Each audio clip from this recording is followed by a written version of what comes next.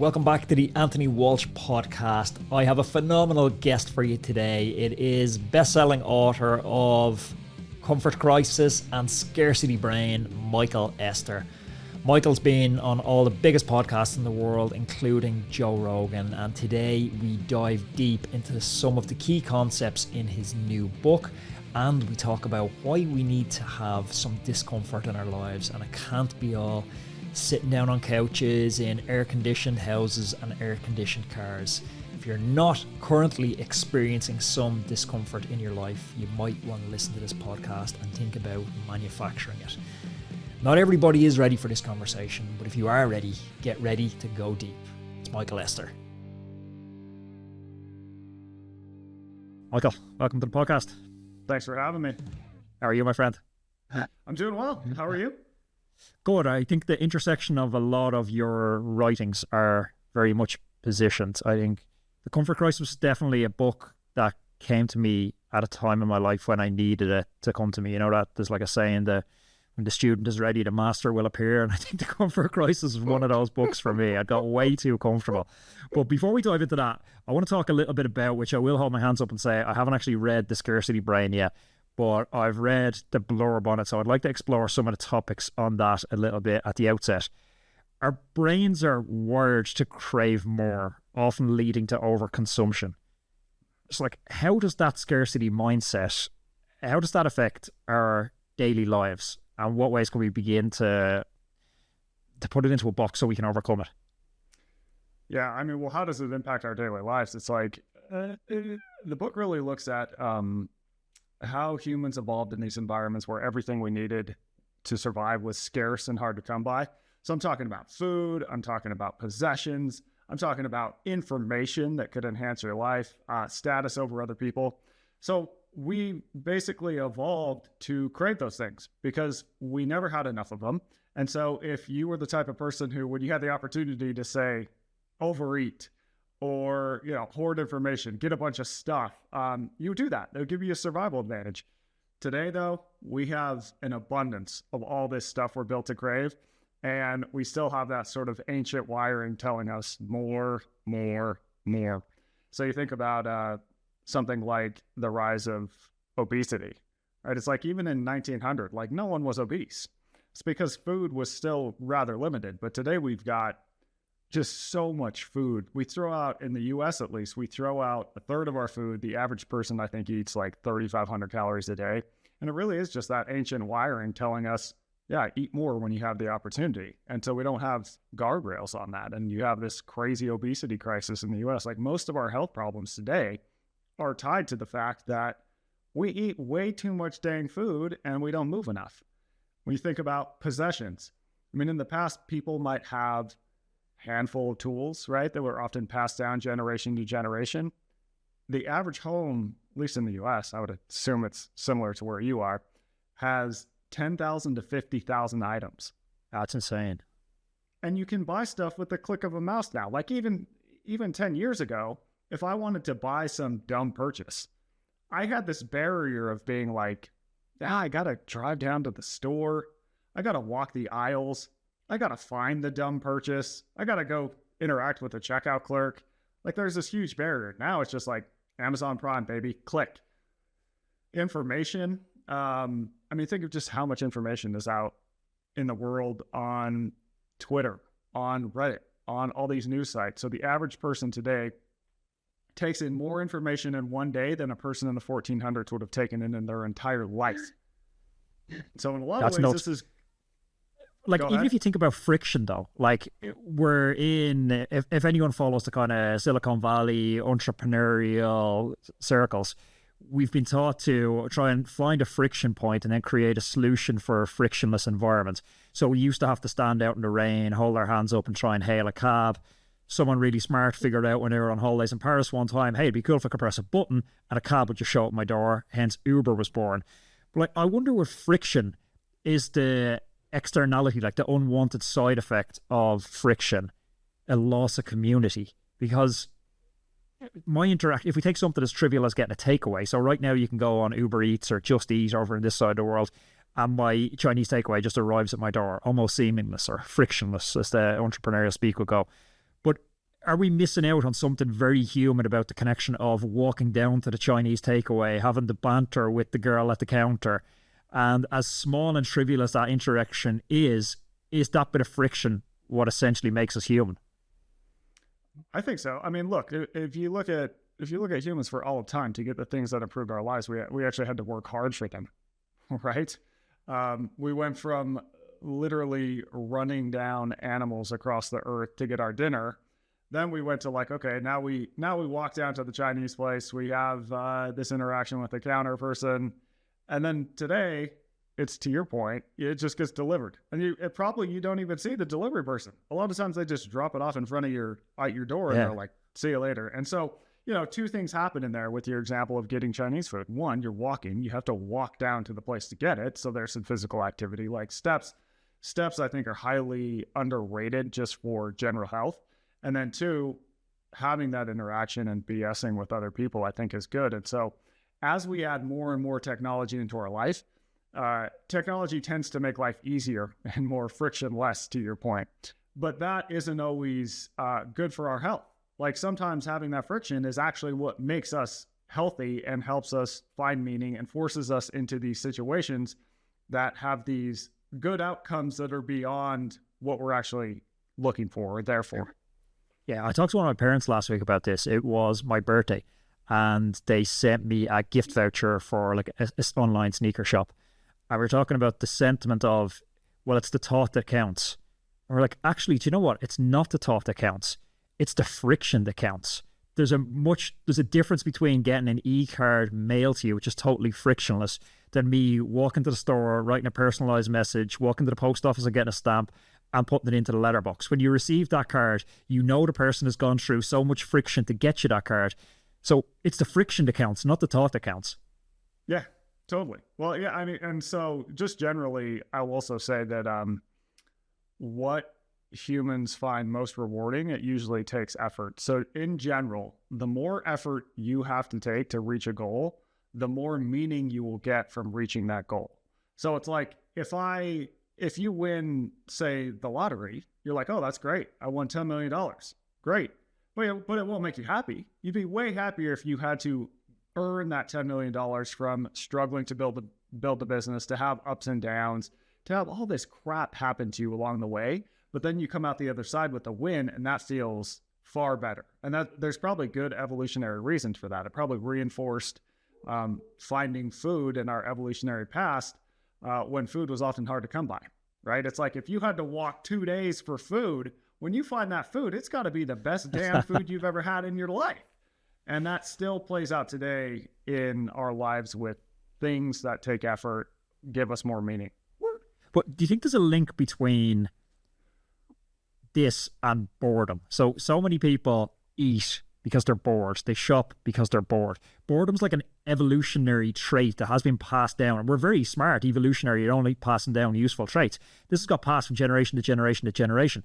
We're never bored. I was in a nightclub a few weeks ago. The guy beside me, he figured he might be bored while he was having a piss. So he took out his phone and he's scrolling on TikTok. Even when he's having a piss, he didn't want to be bored. He's like, I'm unwilling to be bored for this 60 seconds. Totally. Yeah. So in the Comfort Crisis, I read about the value of boredom. Boredom evolutionarily is this discomfort that basically tells us whatever we're doing with our time right now, the return on our time invested has worn thin, and to go do something else. So it's just this cue that says, hey, go do something else. Now, in the past, I argue in the book, when we would go do that something else, we would have to think of something that was often more productive, right? We would go, okay, well, let's go find food somewhere else. Let's fix our teepee or wherever we're living. Today, though, especially with the rise of mobile technology, anytime we feel that discomfort of boredom, we automatically just pull out the phone. So our reaction to boredom is now phone instead of the billion other things that it could be that are oftentimes a lot more productive. How do we start to rewire habits? Because like, I'll be totally hands up and say, if I'm reading a book now, I need to get my phone and I need to create friction to me checking the phone. I need to create friction to me checking Instagram. So it's going in a different room, and then it's going in a drawer inside the other room. And my girlfriend's actually experimenting with like a lockbox at the moment for her phone, where you put it in and it times out. You set it for like 4 hours and you can't get the thing out. Yeah. So how do we start to, obviously there are physical barriers, maybe there's some merit to them, but is there a way to start to rewire that scarcity brain? Yeah, I do think adding time is a big one. So in the book Scarcity Brain, I spend the first chapter explaining the rise of slot machines, because slot machines, I think, are like a metaphor for our time. So in the 80s, up until about 1980, no one really played slot machines. And then this guy comes in and he figures out like the exact schedule of rewards that is going to make a slot machine just people will play all day. And slot machines go from basically making no money to making up 85% of casino revenues overnight. Their revenues 10x like immediately. And then you start to see other industries go, wait a minute, people are playing these damn machines nonstop, and every single person who plays a slot machine, they know they're going to lose in the long run. And yet here they are playing and playing and playing. And so one of the key features that made slot machines become so popular is that the speed of play increased. So people went from playing like 400 games an hour to 900 games an hour simply by changing the way that slot machines are played to a button. And so what we learned from that is that if you can do, the quicker you can do a rewarding habit, the more likely you are to do the rewarding habit. So in the case of cell phones, I think if you can add in more friction, add in more time stops, that'll generally reduce frequency of use. There's a good app I love called ClearSpace. And what it does is like, once you go to click that app that you always just default to, it pops up and it's like, do you actually want to use this app? And then you have to choose yes or no. Yeah. And then once you choose what's it yes, called? ClearSpace. ClearSpace, yeah. I'm going to check that out. It's getting written down. Yeah, check it out. And then once you choose yes, it gives you like this 10-second pause where a nice quote comes up. It tells you to breathe. Then you pick the amount of time you want to spend in the app, because a lot of times you'll go, okay, I'm going on to, let's say, Instagram to check this, to respond to this one message. But then you just find yourself sucked into the vortex, and like an hour later, you're like, what the hell happened to me? Right? So by choosing the amount of time you want to spend in it, you get limited. And I'll tell you, that has reduced screen time for a lot of people. But you can apply that same idea of just adding more pause between habits to tons of stuff. So for example, online shopping. We'll put something in your cart have a rule where it's like, this has to sit in my cart for 48 hours before I'll buy it. Or I'm only buying stuff in person. You can apply it to something like, I argue in the book, like even food.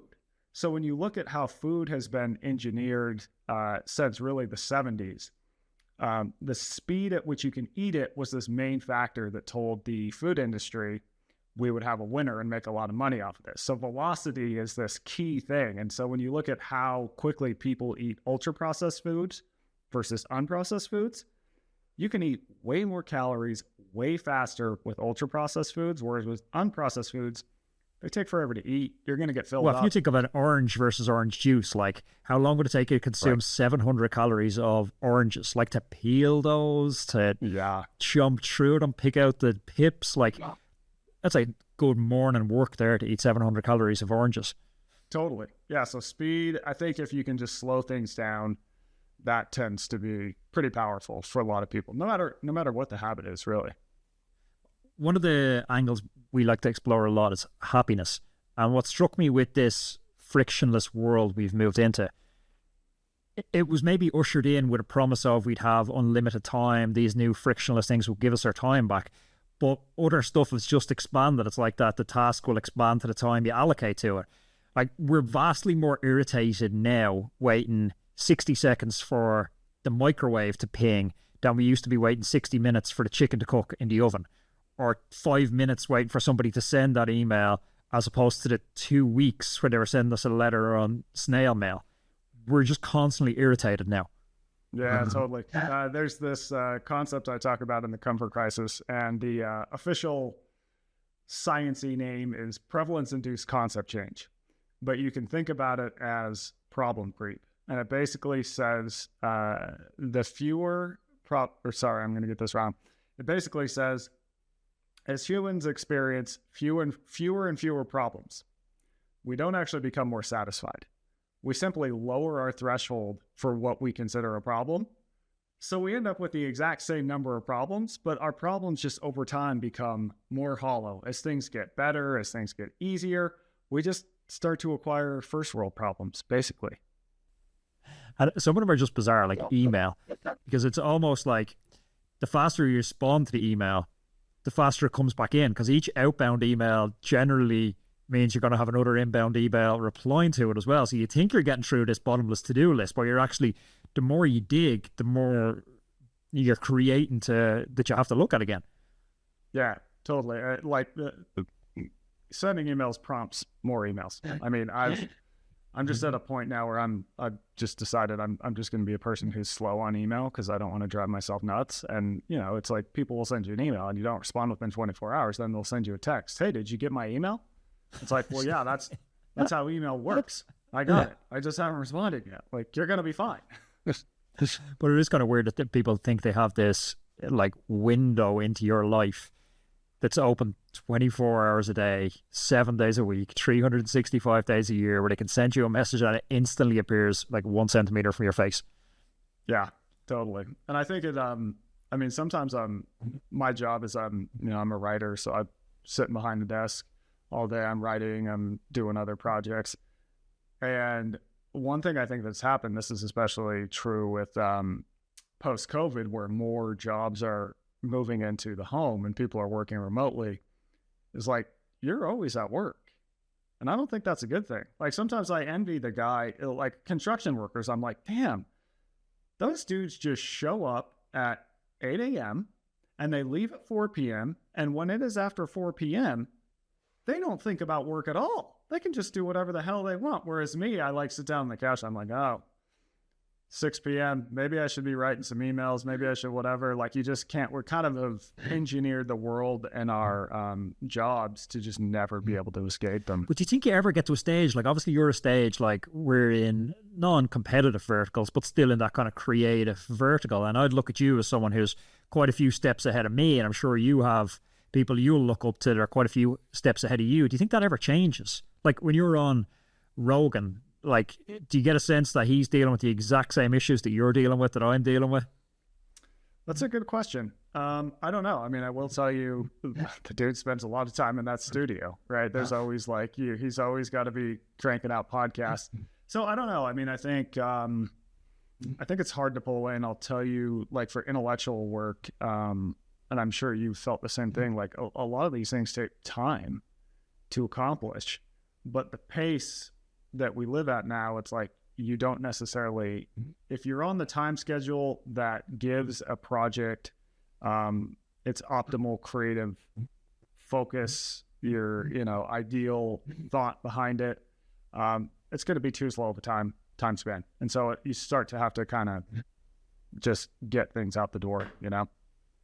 But the downside of that getting things out the door is, like, I spend a lot of time analyzing, like, it's a great podcast, Invest with the Best. And if a lot of their episodes, they'll try and deconstruct what makes the most successful investors. And 1 or 2 key career decisions define an investor. So how do you make space to create 1 or 2 key career decisions? Well, you can't do it with a rushed mindset. It needs to be very stepping back. And I wonder if in this creator economy we found ourselves in, this constant need to, be everywhere. Like this morning I'm posting on Instagram, Twitter, LinkedIn, YouTube channel, our secondary YouTube channel. It's nonstop, this need to create. Is that undermining your chances of creating that clear headspace to make the 1 or 2 career decisions which totally change everything? I think it's highly possible. Yeah, I mean, I think... I'll tell you this, like, not that I'm like a big name or anyone knows who the hell I am. Like, no one knows who the hell I am, realistically. But I'll tell you that the thing that moved my career the most was the comfort crisis, writing that book. When I wrote that book, all I did for 2 years is write that book. I like very minimal social media, very minimal anything else. And it just took that like 2 years of basically like, this is all I'm thinking about. This is literally all I'm thinking about. And I do know for book projects, like I'm taking on a third book. And my head is going, okay, how do I balance the fact that I have a newsletter that goes out 3 days a week? It's called 2% newsletter. With the fact that books require like just dedicated thinking, you know? So I'm trying to figure out like, how do you balance all that? And do you live your narrative? This is something I constantly have to pause each week and go, you're talking about health, you're talking about happiness. Are you filling up your Google Calendar? Because I think a Google Calendar is a great way. You can sit down and people will bullshit you all day long about what's important to them. And then you say, well, show me your calendar. You say you're a family man, show me your calendar. It's like 99% of their time is filled up with work appointments. So like, yeah, you're a real family man. So yeah, do you live this stuff, like the concepts you talk about, like a Masogi, this like extreme challenge once a year, which I think you defined it as having as much chance of failure as success. Do you still do this stuff? Yeah, definitely. I've also had to realize that like I'm going to have different seasons of the year where it all just like, okay, this is my 2, 3, like for example, when I released the book Scarcity Brain, I was like, I know I'm going to have 3 months where I'm in 7 different states a week. And I am absolutely just freaking miserable because it is just a grind of book promotion, of also continuing to keep up with the newsletter. And like, I'm going to have to accept that. But then I make sure that to sort of offset that other times of the year where I do sort of pull back and have really dedicated time to do things like a Masogi, to spend a ton of time with my wife, to like catch up on family things, to work on other projects where I'm, you know, really deeply emotionally invested. And so I think it's okay. It's like not every day can be perfect, right? But I think if you can sort of figure out how am I gonna balance things and stack things, and sometimes you just gotta burn the gas and do a bunch of work that you're like, yeah, this is not what I love to do, but this is like a fundamental part of me being able to have that time where I can do these sort of more enriching things, I guess you would say. And I think there's a great maturity comes with that ability to say it's seasons to life, because I think that's very true. And that took me a long time to figure out. Like, as you're trying to build a podcast, I felt like I need to hustle. Like, it was initially 6 days a week and I've cut it back to 3 days a week now. But I almost felt like I can't take a day off because I'm deprioritizing what's important to me. And then you realize, you know, it's actually okay to batch the podcast and get a month ahead of yourself and go traveling for a month, go ride your bike, go whatever fills your cup again. Yeah, totally. I agree. And I think like one of the lessons of the comfort crisis is like, you have to do hard things to get a short-term, to get a long-term benefit, right? You have to embrace short-term discomfort to get a long-term benefit. So for me, I'll give you an example of my newsletter. It's like when I first started that thing, I have 3 posts I need to get out every week.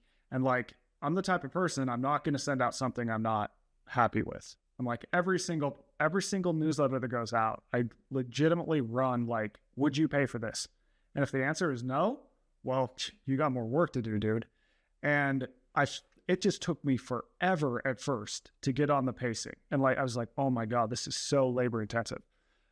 But by doing all those reps over and over and over, now I'm like, I can put out a damn good newsletter with like a quarter of the effort than when I started, because I've basically trained myself to get really good at what this thing is. Yes, it was hard as hell for the first while. It's just like training for cycling, right? First time you got on a bike, you were probably like, yeah, well, I'm really shitty at this. But like, how many hours did you have to spend on a bike for you to get into professional level? Like a lot. And then bike riding became a lot easier. Yeah, and also I think putting out imperfect stuff is, because the creative process, someone famously said, it's never finished, it's only abandoned. Like, you can always work another month on that book. You can always spend another 4 or 5 hours on that newsletter. It's getting it to a point you're happy enough, but also understanding that by getting it out the door, pressing send, you're casting a vote that actually this is what I do. And then it becomes this self-fulfilling prophecy. Next time you go to do it, you've had a small identity change. And over the course of building those reps, you're transforming from somebody that doesn't have a newsletter to somebody that does have a newsletter. And that, you know, it ends up building on quality on quality. The 2% newsletter is a brilliant idea. Is the sort of 2% it's 2% of people will only choose to do the hard thing. Is that an actual true statistic? Yeah, so where this statistic comes from, it comes from a study that found that only 2% of people will take the stairs when there's also an escalator available. And so when you think about that, literally 100% of those people knew that taking the stairs would be better for their health long-term. It'd be better for their mindset. Like, it have all these long-term benefits, but 98% of people go, yeah, not for me. I want this short-term comfort, right? And that short-term comfort actually in today's society can hurt you in the long run. Like, in the context of a world where we don't have to move, taking the escalator over the course of your life, like, you're probably not going to be in a good spot when you're older. Whereas if you take the mindset of like, I'm taking the stairs every single time, that's going to give you a huge long-term return. And of course, it's not just about the stairs, right? There's so many different decisions we have to make in life where we literally have to do this one thing, and we can take the easy way that's going to not really help us in the long run, or we can take the metaphorical stairs and do the slightly harder thing that's going to benefit us massively over the long run. Where this is really obvious, it always gets me, is getting off a long flight. You get off a long flight, you always have the stairs and the escalator side by side. The last thing I want to do after being stuck on a flight for 6 or 8 hours is not move. I'm just like, my body just wants to move. I am shocked. So it feels like less than 2% of people take the stairs. People will queue stationary to get onto the escalator as opposed to take the stairs. Yeah, totally. It's like, it's baffling. The Las Vegas airport has this like really wonderful giant staircase that leads up to the D gates, and it's flanked by escalators. And once that train gets out that drops you off to walk up, I'm usually the only one on the stairs, and there's just people waiting to get. I'm like, you're about to sit on a 5-hour flight, and then when they go up the escalator, it's like, okay, take a few steps so I can just sit at the airport for an hour while I wait for my flight. Whereas I'm like, I just walk around the terminals. Like the amount of steps that I've gotten in terminals, just being like, yeah, I got my pack on, it's got some weight in it, right? It's got all my stuff, and I'm just going to walk. I've walked like, I had one layover the other day where I walked like 6 miles with a pack on, right? It's like, I got to wait at the airport. I might as well make it a little bit harder and get these ancillary benefits that are going to enhance my life. Walking's the unlock. Like, this is one of the rare times I will sit down. Obviously, audio quality is paramount for a podcast, but outside, I'll take all my calls moving, and I'll just say to people if it's a new call, hey, I'm outside, so you might get a bit of background noise, but I'll try and get a good set of noise cancelling headphones. All my reading I'll do with Audible books outside, and I'll often stop and sit on someone's, wall at the front of their house and just take notes on my Apple notebook and just type away. And having a big good phone that you can actually press keys on was a really big unlock for me, because I'm outside all the time now, because I can do like 90% of my preparatory work. Like, I'm walking through the park earlier on listening to some of your previous podcast appearances, and I'm like, hey, this is work. I was out walking the dogs and listening to podcasts. This is a pretty good job. Totally. And I've heard from all kinds of people on the newsletter who just applied this 2% mindset in different ways. But there was this one lady who had to sit and take calls all day for work, and she was getting like 3,000 steps, and she started taking a bunch of them while walking, and her step count went up past 10,000. And if you look at the data on that, that is a reduction of, it's a 30% reduction of all-cause mortality, going from 3,000 steps a day past 10,000. Like, that is seriously life-enhancing, and she's still doing her dang job. She's just doing it in a way that's going to give her far more benefits.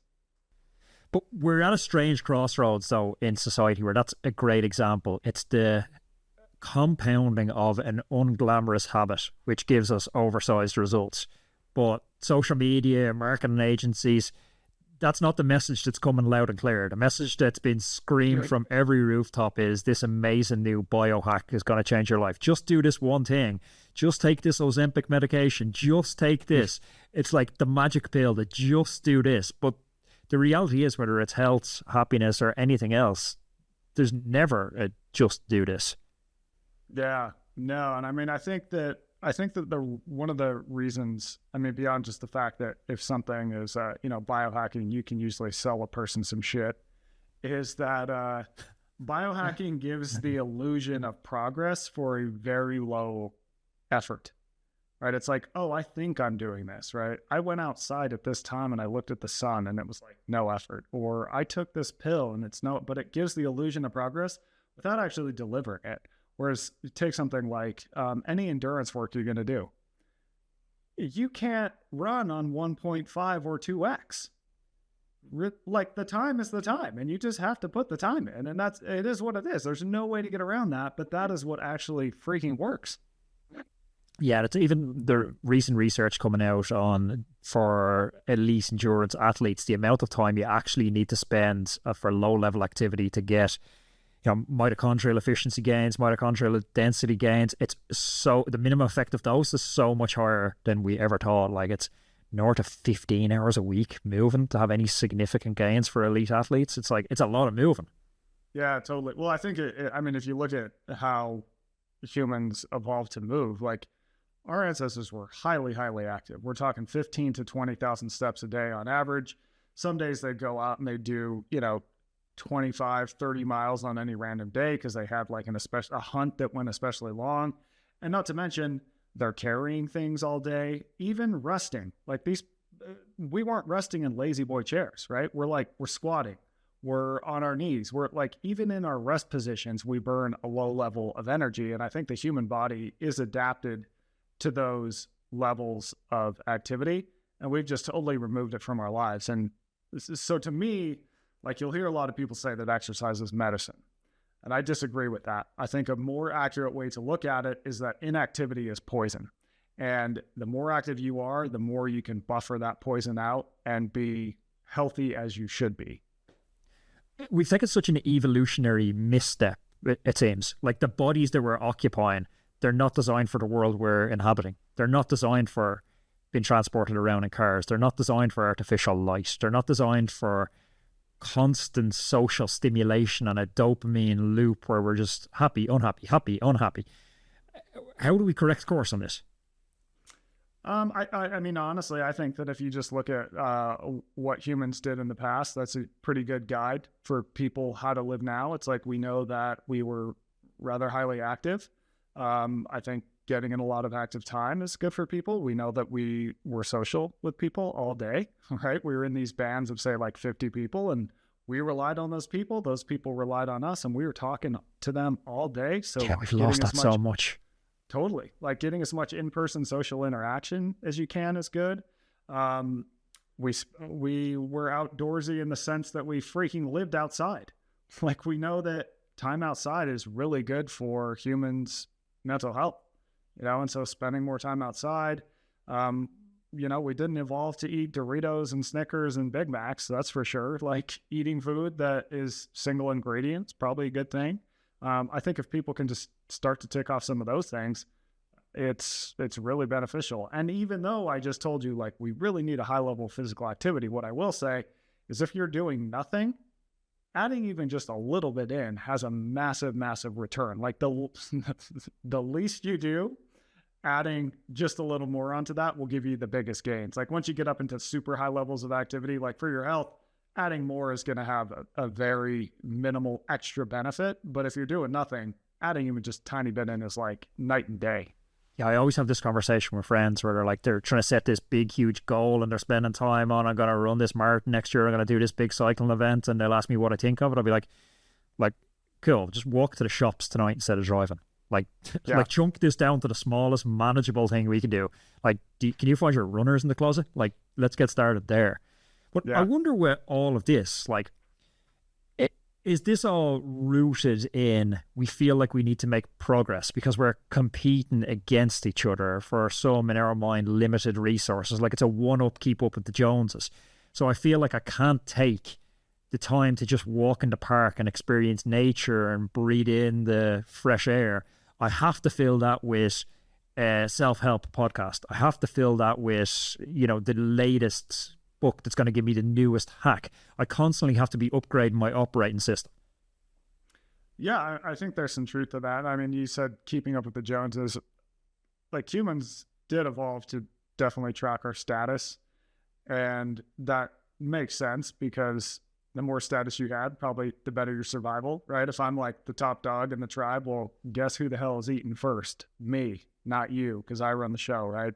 And even today, you see that people, like even just our physical health is very tied into our status. And it's not necessarily because having more status gets you better medical care.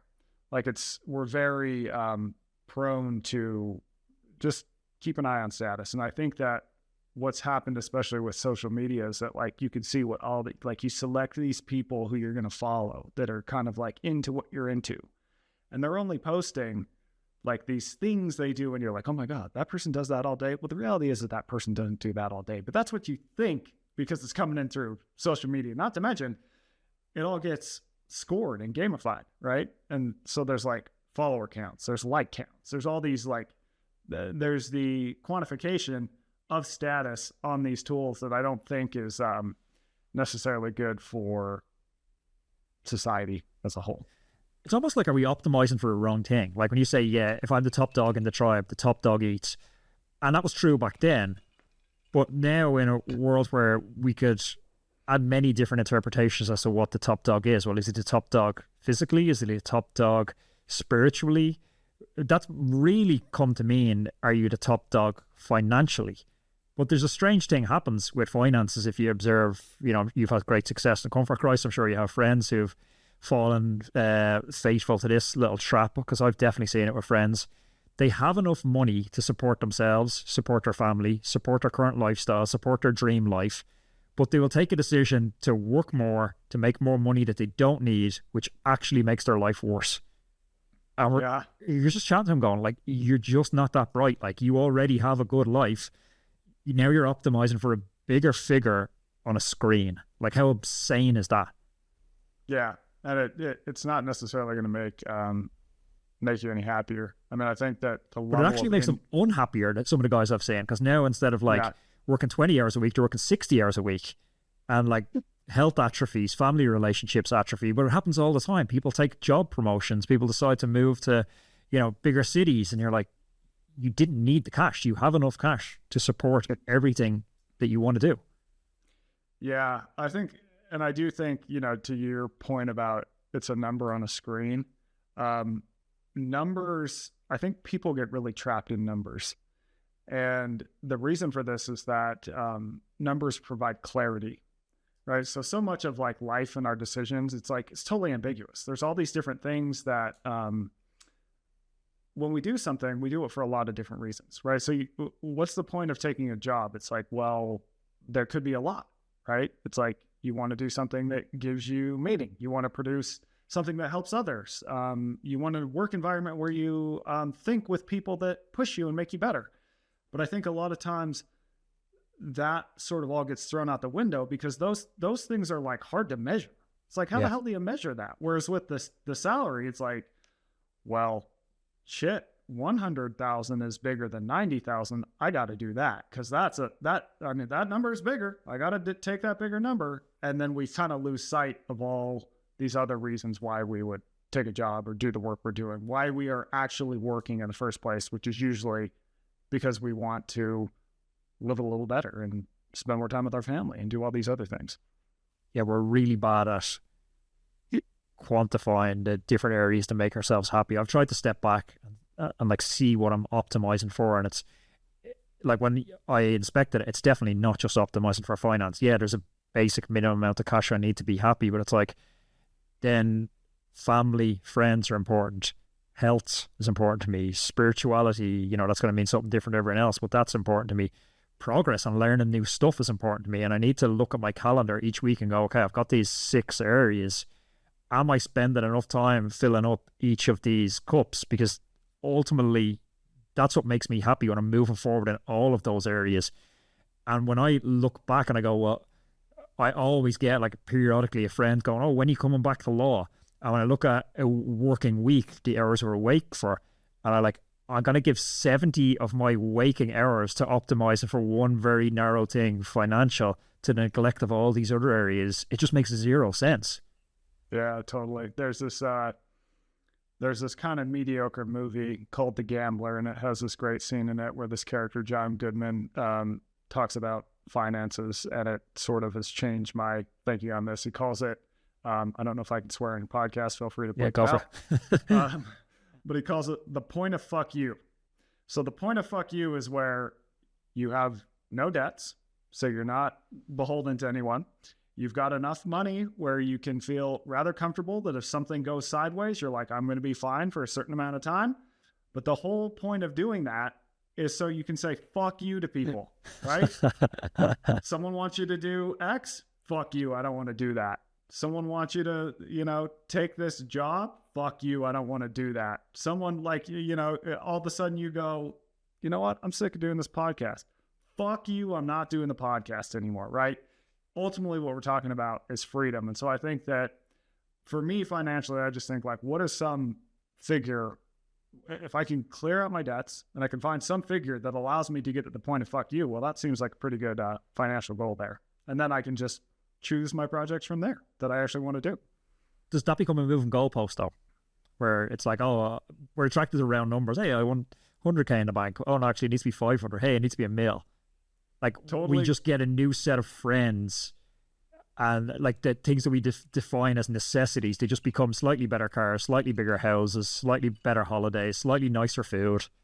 Yeah, totally can be. I think you got to be definitely vigilant about that. That's for sure. You've spent a lot of time exploring these topics, more than almost anyone I've spoken to on the podcast, because the two books are quite similar topic-wise. How has it changed you as a person, the research for these books? Oh, that's a great question. How has it changed me as a person? I mean, I think it really has just made me realize, like, you have to do hard things to improve your life. Like, that's just the point of it, right? It's like, I think before all these books, I was kind of like this, I just had to, like, you just have to kind of push through the hardship and it sucks. And like, hopefully there's some end goal, but now I'm more appreciative of the process of the hard thing, right? I realize that sort of journey is where the happiness comes in. Yeah. And that, like getting more money is like, it's great, but like, I'm not any happier if I've made any more money. Like I make more money than I did when I started my career for sure. Cause I started at this magazine and the magazines pay shit, but am I actually that much happier? Like, no, not really. And so like, when am I happy? It's usually when I'm working on something that's challenging and I'm like in the shit of writing a book and it sucks and I'm having psychological breakdowns because I'm like, oh, this is going to be trash, blah, blah, blah, blah, blah. But then you look back and you're like, oh man, that was a great time. That best days of my life. I had, that was great, man. I love that. And so I think like now I have a better sense of like, when I'm in the shit, I'm like, yeah, this is living. Being in the shit is living, But there's something about, I've told this story in the podcast before. I had someone on the podcast called Colin O'Brady. Yeah, I'm not sure if you've ever heard him speak, and he's brilliant. But he was the first guy to row across Drake Passage. Drake Passage, he tells this story. It's a wild story where he's in this rowing boat going across Drake Passage. Once in a generation storm blows in. So he needs to get into this little crawl space. Him and his buddy that are rowing across. The crawl space is just big enough for the two of them to get in, but they have to go into like spooning position in there. It's like Brokeback Mountain on a boat. This is so the two guys are in there spooning each other. The weather's so bad that they're both getting seasick, so they're vomiting. Like one guy's vomiting on top of the other. It's, as you can imagine, it's getting more and more disgusting because they're in there for a period of time. They're defecating in there as well. Horrific. It's like, one of your detention centers down in, off Afghanistan or something. It's horrible stuff going on here.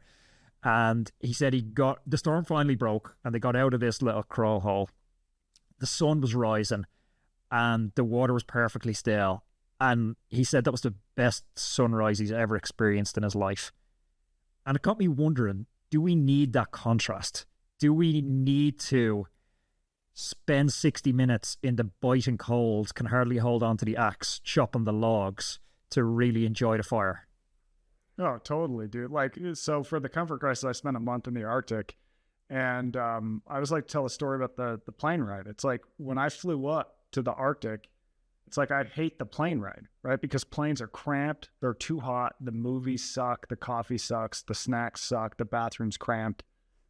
But then I spent a month in the Arctic where it's like, okay, if you want water, you got to hike down to a stream to get it. And you got to carry those heavy water bags up to camp, right? There's like never enough food. I'm starving the whole time. I was freezing cold the entire time. If I want to go to the bathroom, I got to hike out on the tundra and I have to bring a rifle because there's grizzly bears everywhere. So then it's like, when I get back on that plane to fly home, that experience was literally the best 5 hours of my life, right? It's like I hadn't sat in a chair for a month. I'm finally warm. I literally, we were so bored up there that we're reading the labels on our energy bars for entertainment. Like you're reading a Cliff Bar going, oh, wow, invented by a guy whose dad's name was Cliff. Oh, okay. And now I have, Fast and the Furious 79, and it's the most stimulating thing that I've ever seen. And then you go to the bathroom and freaking hot water comes out of a faucet in a tube of steel that is going 600 miles, 35,000 feet above sea level. And it's like, holy shit. This is like that is literally the most insane experience you could ever have. And we totally forget that, right? Because we just adapt to our circumstances. We look for problems. We're like, this sucks. And so the way to get out of that is to put yourself in situations that do suck so you can come back into modern life and appreciate just how amazing things are. That, I think, is really the lesson. It's like you don't do hard things to do hard things. You do hard things so that you can come back into normalcy and appreciate every moment so much more, because then that colors your worldview moving forward, and you just have a totally different outlook on life that just shifts your thinking and your mindset. Yeah, I think that's a brilliant place to leave the conversation. It's like, man never walks in the same river twice. Never the same river, never the same man. Yeah, man. Michael, thank you very much for your time. I really appreciate it. Yeah, thanks a lot for having me on, man. I really enjoyed the conversation. If you enjoyed this conversation, please click up here. There's another video I know that you're absolutely going to love. And we're just getting started, so subscriptions really matter. Click over here and subscribe to the channel so you don't miss any of our amazing upcoming guests.